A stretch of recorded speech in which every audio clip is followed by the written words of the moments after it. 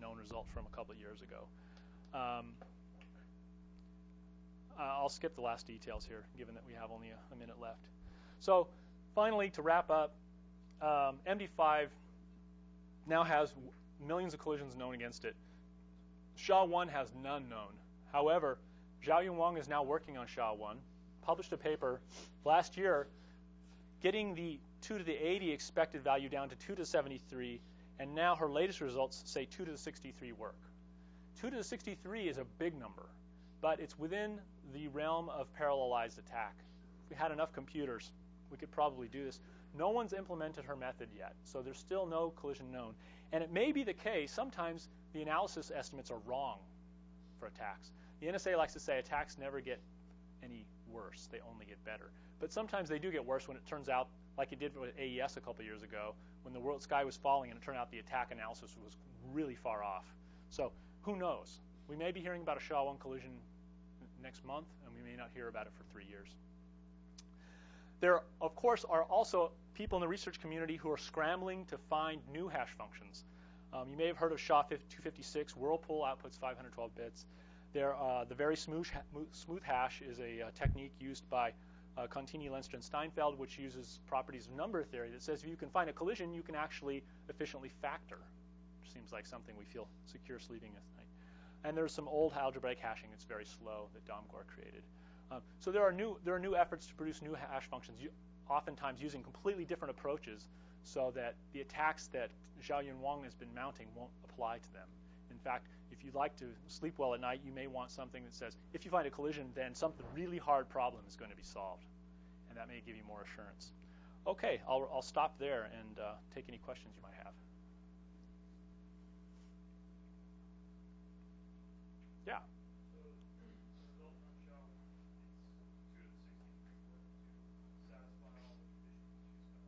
That's correct. Yeah. So the question was, for SHA-1, it's 2 to the 63 work to satisfy all the conditions. That's right. And as you improve the list of conditions that you can satisfy deterministically, that number keeps going down.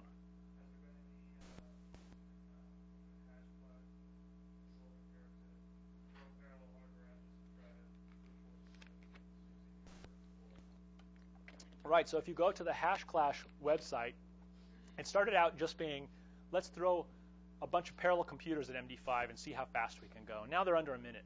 Then they started doing custom tailored collisions because we can generate collisions so quickly now. Let's try to create collisions of a certain form. They state on their webpage that they're interested in SHA-1 as well, but they haven't begun working on it.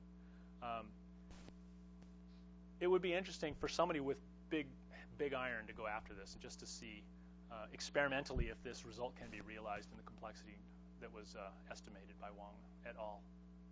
Wang, Yao, and Yao, I think, are the people working on this currently. Hmm?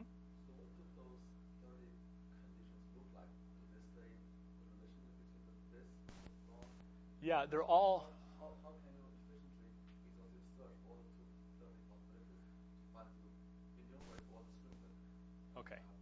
So all of the conditions, the 290 conditions and 310 conditions, they all look like something very simple, like this step value, the 22nd bit must be a 1.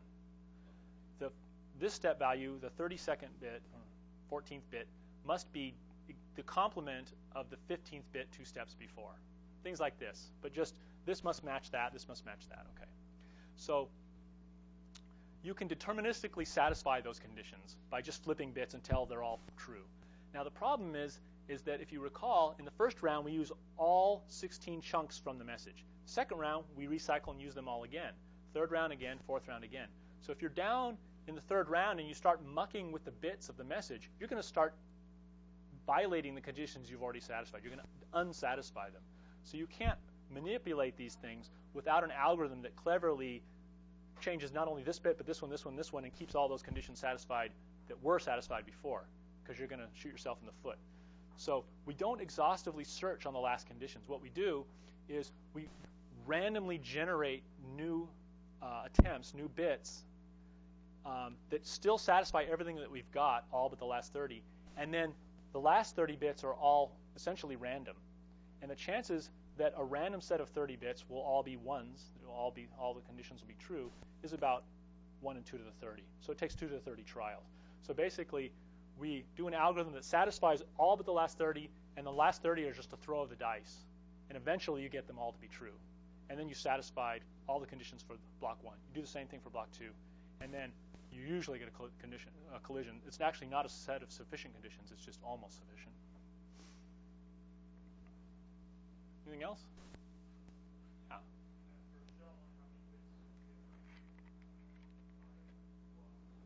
You know, I don't know offhand. It's once again very close, but I don't know what the differential is offhand.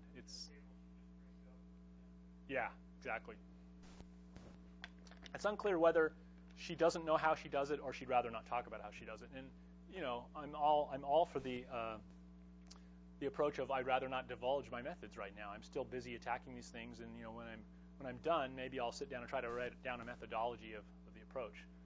But at this point, you know, garner as many new results as you can using your methods. So, at the same time, other people are trying to figure it out, but shrouded in mystery still. Yeah. Back to flipping the special bits in a binary. If somebody either designed a program maliciously or found one that by chance they could flip this bit and make it do something mean, how could you use that maliciously if it only produces the same MD5 sum? Like, is there a security threat at all there? Yeah, so you can imagine a setting where perhaps, and this happens, for instance, in the state of Nevada, goes into their slot machines and does an MD5 checksum on the ROMs to make sure they haven't been tampered with. Now, why do you think the state of Nevada is concerned with tampering with slot machines? Sorry? Yeah, no. This is the machine. This is the ROM that has a program that computes whether the machine pays off or not. Now, who do you think could realistically tamper with these things? Somebody who wants it to pay off. I mean, like a customer who walks in off the street and then, with 10,000 cameras, opens the slot machine door, replaces the ROM with one of his own choosing? Unlikely. What? Yeah, the casino people, right? The casino people would like it to pay off less often. And so, in order to keep the casinos honest, the gaming authority goes in and checks the ROMs to make sure that they haven't been tampered with by the casino. You, as a patron, you couldn't even open the door without 6 guns on your head within 2 seconds, right? The people watching you constantly, but the people who work there have access to these machines. So they hash the contents of the ROM and check it against a list and make sure that it hasn't been changed. And this is the Chimera by hash. Okay. So let's say now that you've got 2 programs that have the same hash. One behaves one way and one behaves another way. Wouldn't it be lovely to be able to install one, have it check according to some hash value, and then later on go and put a new ROM in that actually pays off less? But when the gaming authority does the hash, it's undetected. So there's an example where you might be able to, you know, have a program execute faithfully in one case and then have the same hash later execute unfaithfully. Anything else? All right. Well, thanks for your attention.